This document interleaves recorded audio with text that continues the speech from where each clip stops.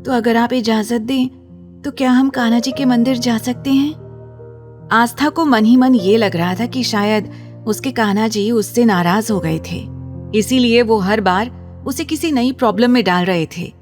और वैसे भी आस्था ने अब तक कान्हा जी से काफी सारे वादे भी किए थे जो मंदिर जाकर उसे पूरे करने थे।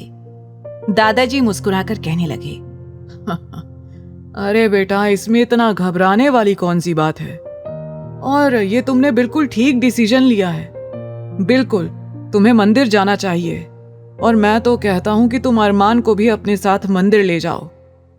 दादाजी की बात सुनकर आस्था के होश उड़ गए। वो डर गई और घबरा कर कहने लगी, क्या? नहीं नहीं। दादाजी हैरानी से उसे देखने लगे। आस्था अपनी बात को संभालते हुए बोली, वो दादाजी, हमारा मतलब है कि वो तो इतने बिजी रहते हैं, तो वो मंदिर कैसे जा पाएंगे? हम अकेले चले जाएंगे। आप हमें ड्राइवर के साथ भेज दीजिएगा, हमें कोई परेशानी नहीं होगी। दादाजी मुस्कुराकर बोले, ठीक है बेटा, जैसा तुम्हें ठीक लगे। और हाँ, एक और बात, मंदिर से आने के बाद तुम्हें आज मॉल भी जाना होगा, और हम चाहते हैं कि हमारी बहू अपनी पसंद के कपड़े खरीद कर लेकर आए, क्योंकि हम देख रहे हैं कि तुम्हारे पास केवल कुछ जोड़ी ही कपड़े हैं, और शायद साड़ियाँ तुम अपने आप पहन नहीं पा रही हो, वरना हमने तो प्रियंका के अनुसार सारी साड़ियों की शॉपिंग करवाई थी। अब जैसे ही दादाजी ने प्रियंका का नाम लिया, आस्था के चेहरे पर हिचकिचाहट साफ दिखाई देने लगी, क्योंकि जो कुछ भी आज उसकी जिंदगी में था, कहीं ना कहीं वो सब प्रियंका का था। प्रियंका ही इस घर में बहू बनकर आने वाली थी, आस्था नहीं। आस्था मन ही मन में सोचने लगी, काश प्रियंका दीदी घर से नहीं भागती तो आज शायद मुझे यहाँ नहीं रहना पड़ता। मैं अपनी पढ़ाई पूरी कर रही होती और जल्द से जल्द डॉक्टर बनने का अपना सपना पूरा करती। आस्था अतीत की यादों में खो गई थी और उसकी आंखों के किनारे भी भीगने लगे। दादाजी ने उसके इमोशंस को नोटिस किया और जल्दी से बोले, बेटा, हम माफी चाहते हैं, हमने प्रियंका का नाम तुम्हारे सामने लिया। वो बस हम तुमसे ये बताना चाहते थे कि हमें तुम्हारी पसंद नहीं पता है कि तुम्हें किस तरह के कपड़े अच्छे लगते हैं, इसीलिए हम चाहते हैं कि तुम अपनी पसंद से अपने लिए शॉपिंग कर लो। तो अब तुम तैयार हो जाओ, फिर हम तुम्हें खुद मंदिर लेकर चलेंगे। आस्था के चेहरे पर हल्की मुस्कुराहट आ गई, लेकिन तभी उसे कुछ याद आया और वो हड़बड़ाते हुए बोली, अब दादाजी, हम तो भूल ही गए कि हमें अभी नाश्ता भी बनाना है। ध्रुव जी कहकर गए थे कि वो सुबह हमारे हाथों का नाश्ता खाएंगे।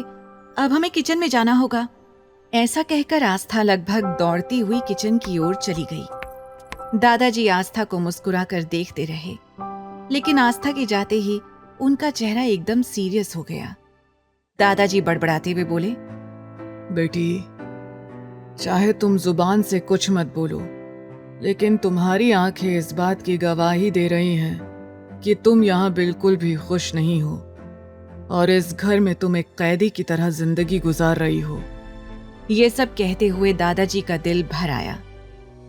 किचन में आस्था बड़े प्यार से सबके लिए अपना मनपसंद नाश्ता बनाने लगी।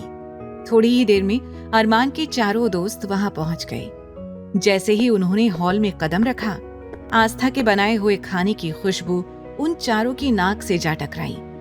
आहान चहक कर बोला, वाओ, क्या खुशबू है! क्या ये हमारा ही घर है? आहान ये कहते हुए तेजी से अंदर जाने लगा।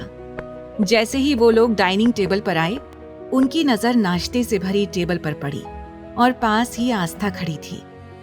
आस्था को देखकर वो चारों मुस्कुराने लगे, क्योंकि आज पहली बार इस घर में उन्हें खाना मिल रहा था, वो भी स्पेशली घर की किसी लेडी के हाथों का बना हुआ खाना। वो लोग जाकर नाश्ते की टेबल पर बैठ गए। ध्रुव ने एक्साइटेड होकर पूछा, भाभी, बहुत अच्छी खुशबू आ रही है, क्या बनाया है आपने? आस्था चहक कर बोली, ध्रुव जी, हमने आलू के पराठे, सब्जी और पूरी बनाई है। हमें पूरी उम्मीद है कि आप सभी को ये खाना जरूर पसंद आएगा। आप जानते हैं, जब हम गांव में थे तब ये हमारा फेवरेट खाना हुआ करता था और हम बैठते ही फटाफट से सारा खाना चट कर जाया करते थे। आस्था मुस्कुराकर एक ही सांस में अपनी पूरी बात कही जा रही थी और बाकी सब एक दूसरे को देखकर मुस्कुरा रहे थे। आगे की कहानी जानने के लिए देखें अगला एपिसोड सिर्फ पॉकेट एफएम के यूट्यूब चैनल पर। और तेरे इश्क में के सारे एपिसोड्स को सुनने के लिए डिस्क्रिप्शन में दी लिंक से डाउनलोड करें पॉकेट एफएम ऐप।